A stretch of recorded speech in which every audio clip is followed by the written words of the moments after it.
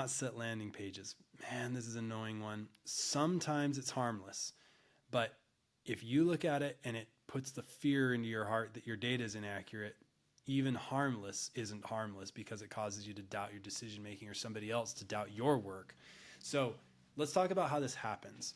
A lot of times this comes from returning visitors, so somebody who's on your site, and especially somebody who's on your site and their session time's out. So they open the page in the morning and then they start to continue browsing in the late evening or in the afternoon or something. So their session time's out.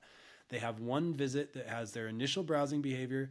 Then after 30 minutes of inactivity, that session cookie expires, and now they start browsing again, and they fire another engagement event. Sometimes these are things just like a scroll before they close the page.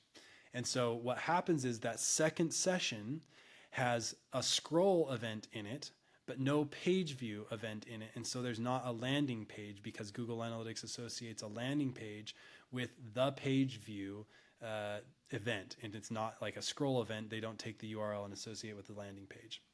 So sometimes that's just harmless. If it's just your returning users that are closing their tabs out, then it's not that big a deal, other than it shows up in your reports and scares you to death because you think something else is broken. And the truth is that something else can be broken. So sometimes you have issues with new visitors that you fire engagement events before the page view event fires. And in that case, there's not a first page event. And so you can have not set landing pages. There's also additional scenarios where maybe you're not tracking the page view, but you're tracking some of the other events. So there's not a page view in the session.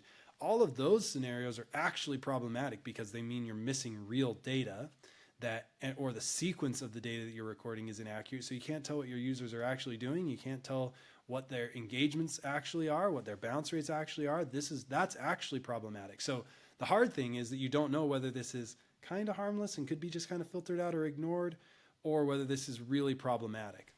Now, how you resolve this is by investigating which of the scenarios you have and then resolving those scenarios. Now, we think here that it's crazy that Google doesn't associate a landing page with the URL of the page view event, or at least give you the capability to see first URL versus first landing page, so you could distinguish is this a URL of an event that's not a page view versus one that is a page view, and you could troubleshoot some of these things.